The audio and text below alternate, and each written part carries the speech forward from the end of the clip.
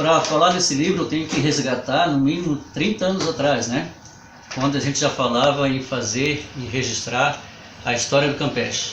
Eu, tu, Lázaro, Jacó, Edgar, passamos algumas noites, né, conversando, contando história. Tu mesmo chegou a escrever algumas coisas, né? Mas o projeto, né, ele desandou porque cada um foi fazer a sua vida, foi tocar as suas coisas, né? Então, em 2014, eu comecei a ter essa preocupação depois que meu pai morreu. Quando meu pai morreu em 2013, eu comecei assim, mais um que narrava essas histórias e foi. Daqui a pouco não sobra ninguém, está na hora de registrar.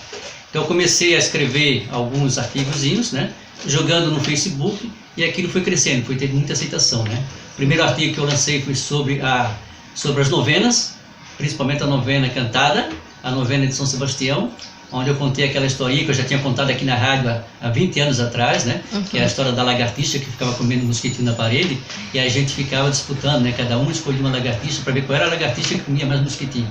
Então, quando o pessoal rezava, nós crianças ficava brincando com isso, né? Não tinha luz elétrica, né? Então eu comecei a colocar isso na internet e isso foi crescendo. E aí a necessidade de escrever, de registrar, então foi por aí que começou. E que outras histórias as pessoas poderão encontrar aí no teu livro? Quer dizer, fala muito também dessas famílias, né, tradicionais aqui do Campeche. É a história do Campeche, né, Hugo? O livro começa fazendo um apanhado sobre a planície do Campeche, né? Que planície é essa, né? Que até 1995 pertencia ao distrito da Lagoa.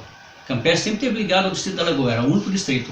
Somente em 1995 é que foi desmembrado, né? Quando o Sérgio Grande assumiu a prefeitura, ele tinha colocado isso como uma promessa de campanha. Era um pedido da comunidade, era um pedido da Amocan, né, porque a Lagoa não dava conta de atender Lagoa e Campeche, a planície é muito ampla, e aí então o livro começa com essa descrição, né, sobre o Campeche, o que é o Campeche, né. Depois o livro ele passa um pouquinho passeando pelo campo da aviação, né, que campo é esse, né, de quem eram os primeiros proprietários, né, a aviação francesa, só que uma curiosidade, o primeiro voo da aviação francesa não foi nesse campo. O primeiro voo da aviação francesa foi um terreno chamado Pasto do Rafael, que depois virou chamado Pasto Francês, que é nas imediações da Rua do Gramal, atrás do Hiperbom. Foi o primeiro pouso que teve. Inclusive tem um fato narrado no livro de que ali teve um acidente com um avião, né? Um avião na hora do pouso ele se perdeu, e ele acabou ficando no solo e muita gente foi atraída para aquilo. Aí aparece no Campeche a figura do Senem Cameu. Senem Cameu era um morador do Rio Tavares, e ele era um homem de confiança do governador Ercílio Luz. Então ele é que fez a negociação, né, com os proprietários daquele campo de aviação para poder passar para a aviação francesa. Até hoje, Lani, persiste assim uma dúvida muito grande, né, se foi de fato vendido ou foi de fato apenas feito uma locação, né. Então isso também eu narro no livro, né.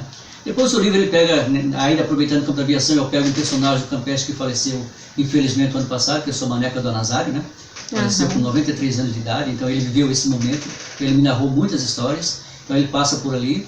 Depois o livro, ele vai para a chegada da Panaia, né, que o nativo chamava de Panaia, né? Então eu deixo bem claro isso, que os únicos pousos que se deu aqui não foram só os franceses, foram também os americanos. A Panaia é uma empresa americana, que é uma empresa de excelência, que tinha aqui o seu escritório e a sua estação na rua Roreal. A casa está até lá, está hoje ainda intacta naquele local ali. Ali sim, ali a Panaia não comprou o terreno, a Panaia alugou. De fato, quando a Panaia foi embora, devolveu o terreno para o antigo proprietário, com as benfeitorias inclusive, com as duas casas que eles construíram. Depois o livro ele vai para a chegada da telefonia, que é o cabo submarino, né, que isso em 1893, né, e aí se plantou aqui em 1894, bem no ano em que o governador Ercílio Luz transforma Desterro em Florianópolis. Foi no mesmo ano que chegou o cabo submarino. O cabo submarino chegou primeiro no Rio de Janeiro, veio da Inglaterra pelo oceano, né. Da Inglaterra um cabo ele vai ser submerso no Rio de Janeiro, da Inglaterra até o Rio. Do Rio vai um cabo até Belém do Pará, para estender a telefonia para o norte do Brasil, e um cabo para o sul, né? E esse cabo para o sul passa pelo Campeche, e aí constrói-se a estação do Campeche, e depois uma estação no centro da cidade, onde o cabo é enterrado até o centro da cidade. Então essa é uma outra parte do livro. E como eu aproveito essa parte do livro sobre a questão do cabo submarino, aí eu coloco um pouco mais sobre o responsável por isso aqui, que era o tal do Noca, que dá origem ao Rio do Noca. Né? Então o NOC era o responsável pelo cabo submarino, né? Do Campeche até a costeira. Da costeira para lá já era outro. Entendeu? Então ele fazia esse trajeto fiscalizando, e ele que recrutava as pessoas da comunidade para cavar a vala para substituir o cabo, quando o cabo se danificava. Inclusive no livro vai ter uma fotografia do cabo, né, de um pedaço desse cabo, que cabo era esse, né? De telefonia. E assim vai, né? E tem aquela história bacana ali daquela família que ficavam as bicicletas, do pessoal que ia de bicicleta até a rua lá em cima para pegar o ônibus. Aquela família está ligada, que é a família de Zacarias e Dona Laura, né? Aquela família está ligada com a chegada do ônibus do Campeche. Né? O ônibus do Campeche chegou em 1968. Né? Antes disto, né, o Estevão Cordeiro, que é da família do França, que é irmão do França, a empresa era deles, do Ribeirão da Ilha, antes disso já tinha feito uma experiência de colocar o ônibus no Campeche. Mas durou só duas semanas a experiência. Uma porque o povo não tinha dinheiro, né, para pagar, o povo ainda preferia até a costeira para pagar metade da passagem, né, e outra é que a estrada era péssima. Então, muitas vezes, o ônibus chegava e com chuva não voltava. Então, eles abortaram a ideia com 2 semanas. Aí, em 68, não. Em 68 foi implantada uma linha que não é a linha do Campeche ainda. É a linha do Canto da Lagoa via Campeche. Então saía do terminal, que era no muro do Instituto Estadual de Educação, ia até o Canto da Lagoa, passava pelo Campeche, vinha até o final da Avenida Pequeno Príncipe, no Casarão, atravessava todo o campo da aviação e ia até o Canto da Lagoa. Eram 2 viagens ao dia, uma de manhã cedo e outra no final da tarde. Era dessa forma que o povo se jogava até lá. E antes disso, as pessoas iam de bicicleta ou a pé até a casa do Zacarias, que era o engenho de Zacarias, que ficava bem no trevo do Campeche. A casa não existe mais, né? O livro vai ter uma foto da casa, né? Mas a casa não existe mais. Então deixava a bicicleta ali, e dali pegava o ônibus que vinha do Ribeirão, né? Do Pântano do Sul, não tinha o ônibus do Pântano ainda, porque o Pântano vinha até o trevo do Erasmo, no trevo do Erasmo esperava o ônibus do Ribeirão e ia até a cidade. Então naquele tempo já tinha essa integração. O transporte desintegrado. Já tinha isso. Hugo, é muito importante, né? O fato, tu és historiador, né? Formado em história, quer dizer, também isso ajudou bastante, né? Nessa tua buscar, né, essas informações. A formação da gente ajuda muito, né, Elaine?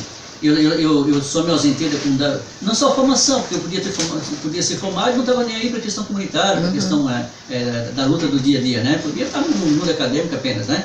Então, a formação que nos dá na universidade é que nos dá a base da pesquisa, né? Então eu pesquisei muito, andei em casa, conversei com as pessoas, né? Estou fazendo há muito tempo as pessoas me contavam a história, né? Por exemplo, o meu tio que morreu, o Eusébio, que morreu em 2013 com 97 anos de idade, ele me contou que a ponte do Rio Tavares ali foi feita ele não lembrava bem, entre 1925 e 1930. E antes disso, atravessava na balsa, era uma balsa de um lado para o outro. E o rio, né, tinha tinha em torno de 30 metros de largura. Aterraram o rio para fazer as 2 cabeceiras, para fazer a ponte em 10 metros. Isso a partir de 1925. Era ali, né? Era o aeroporto do Tavares. Aí chegavam todas as mercadorias para o sul da ilha. As mercadorias chegavam ali, para o sul da ilha. Então o livro também trata disso. Tinha o Porto da Lagoa. Então o livro, Elaine, ele não trata só do Campeche, né? Ele trata do Campeche e as relações com as outras comunidades. Né? Eu trato do Rio Tavares, né? O livro trata a chegada do Padre Brau. Essa parte é muito linda. Isso. E antes da chegada do Padre Brau, o livro trata também por que o nome Rio Tavares, né? Quem era o seu Tavares, que é que denomina-se Miguel Tavares da Costa, né? Que é o pai do Odorico, né? E inclusive o neto dele tem o mesmo nome, está entre a gente ainda, com 86 anos de idade, que também me deu uma bela entrevista, aliás, 3 tardes de cafezinho com ele, muito boa, né? E aí eu vou para a Cruz do Rio Tavares, né? Por que Cruz do Rio Tavares, né?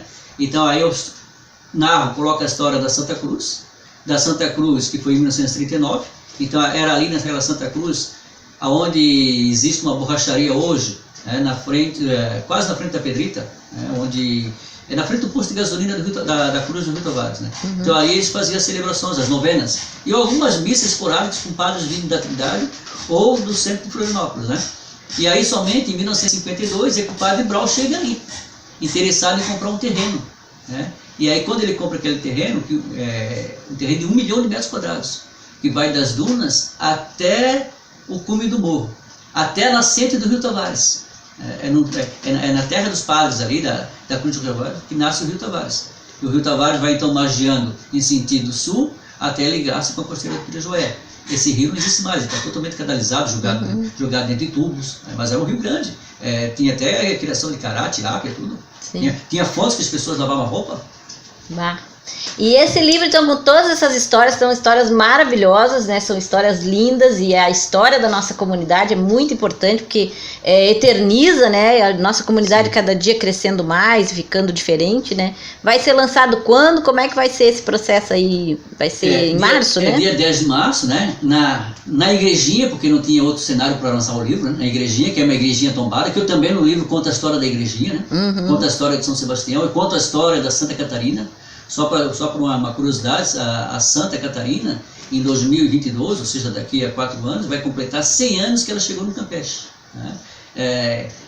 A Santa veio para cá porque a Santa era da Catedral, e o bispo Dom Joaquim Domingos de Oliveira tinha muita imagem na Catedral. Então ele resolveu limpar a Catedral, e aí começou a distribuir imagens para as paróquias da diocese, e uma delas veio para cá.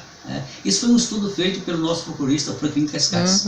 Esse aí é um dado do Franklin Cascais, que em 1922 a Santa Catarina veio para o Campeche, né? É Santa Catarina de Alexandria. Então ali vai ser o palco, vai ser o cenário, né, do lançamento do livro. Às 8 horas da noite, depois da missa da comunidade, né? É importante saber isso, porque todo sábado tem a missa da comunidade às 6h30, logo depois da missa da comunidade a gente vai fazer o lançamento do livro.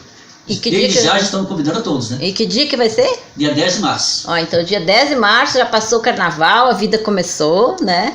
E vai ter o lançamento do livro. Legal. Bom dia para todos. Eu me considero um cara que incentivou muito ele, né? Eu indiquei muito com o Hugo. Indicamos com ele porque ele a gente já tinha feito um trabalho junto na internet, que eu mandava umas fotos e o contextualizava aquelas fotografias. E as pessoas gostaram, adoraram aquilo, né? E nós ficamos indicando com ele, faz um livro. Ele começou, acho que talvez se incentivou um pouco também, começou a escrever mais, procurando mais histórias. E parece que saiu, né? Que o livro vai sair. Ele estava meio enfunchado, mas agora eu acho que ele desenfunchou então ele começou, ele se encarnou, escreveu o livro. E eu tenho certeza dessa grande contribuição que o Hugo vai dar para a cidade, né? Não só para o nosso bairro, porque o que o Hugo faz é o mesmo que eu faço, né? Nós somos multiplicadores culturais, né? Eu faço o registro e ele escreve. Outros fazem na rádio, outros fazem na escrita, outros na música, eu faço nas imagens, no cinema. Nós dois fizemos a mesma coisa, falamos do mesmo tema, né?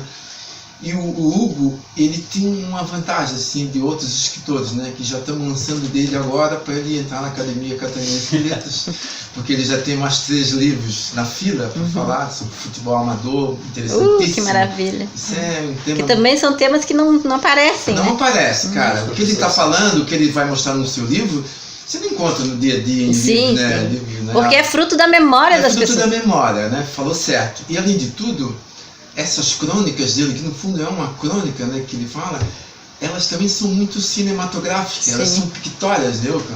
Tu lendo a história dele, eu meio que entro num clima meio de cinema, e ele consegue, através da escrita dele, né, do poder de síntese que ele tem das coisas, que tu fica dentro da história que ele está contando. Parece que tu se incorpora junto no que ele está falando. E isso é um bom dom de escrita, isso é legal. Então, se lê, eu me vejo fazendo um documentário sobre aquela família, sobre pesquisa, que o documentarista também é muito pesquisador. Então, lendo essas crônicas do Hugo, eu entro meio numa história meio de cinema, de tudo, porque ela é muito visual também, né?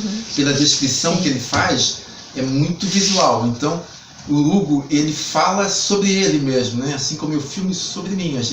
Todos os trabalhos são meio autobiográficos, né? Sim. E o detalhe, a diferença dele, é que ele sabe nome, endereço, telefone, quem é o pai, quem é a mãe, quem é o filho. Então ele faz um relato completo da história, ele não deixa pedaço, não. Ele vai ao fundo em uma história do Campeche, da bacia entre imagens, né? Que é meio aqui, Pantano do Sul, Ribeirão, Rio Tavares. E falando desse lugar, ele praticamente está falando da ilha inteira, porque a ilha foi toda assim, né? A história que ele conta aqui do João, do Pedro Manuel, é a mesma que tem no norte da ilha, do João, do Pedro, do Alcino, o que é que seja. Então, o Hugo relata um pedaço do sul da ilha, mas ele está falando da cidade, da nossa cidade. E eu acho que vai ser um sucesso, é um livro importantíssimo que as pessoas deveriam ter em casa. E outra coisa, para ter mais de um, porque é um ótimo presente que você dá para alguém. Em vez de você comprar ali qualquer coisinha para dar um aniversário, dá um livro do Hugo. Você vai colocar a pessoa por dentro de uma história da ilha, um livro importante para a cidade, importante para o estado. São através desses relatos que a gente marca a história, a gente mostra para as pessoas de onde que a gente veio, né? Uhum. Isso, você sabe que um país se faz quando ele guarda a sua memória, quando ele passa para outros a sua memória. Com certeza. O livro do Hugo vai ser o livro, e dia 10 estamos lá em março prestigiando o nosso amigo, que ele vai ter uma noite de autógrafo maravilhosa, ele vai apresentar algumas coisas, contar algumas histórias, ler lá pessoalmente alguma história, e tenho certeza que vai ser um grande sucesso. Parabéns, Hugo. E aí também é bom fazer o registro que o trabalho do Hugo vai sair pela editora Insular, né, que também é uma editora local, quer dizer, pessoal, todo mundo mesmo interessado em contar as histórias da nossa cidade, da nossa ilha, né, da nossa cultura. Então, assim, parabéns ao Nelsinho Rolim, né, que sempre é muito receptivo a essas coisas, né, então, imagino, vai ficar bem lindo. O Hugo já mostrou a capa aqui, a capa vai ser um espetáculo. E o trabalho tá bom. É muito legal, porque o que tu falou é uma coisa certa. Quem está ajudando, produzindo e incentivando são pessoas realmente que da história, que daqui, pessoas que envolvidas nesse processo, né? Com o Hugo, que é nativo daqui, filho do seu Adriano, o seu Chico Doca, o tio dele, então um cara sabe tudo da história, um cara querido na área, escritor, bom escritor, nosso professor Pampinho. Não, e cada texto dá um filme, né? Porque, cada texto é um filme, eu já estou com uns 10 documentários. Tem que começar a pensar os roteiros agora aí, né? Pra ele ficar famoso, daqui a pouco dá um filme de Hollywood. Sabe o quê? Vamos falar com o Zeca Pires? Que o Zeca Pires pega e faz um filme. Essa história do Padre Brown, por exemplo, é fantástica, né? Muda a história da comunidade. Tem né? histórias incríveis ali que você fica de cara lendo, assim, muito legal. Massa.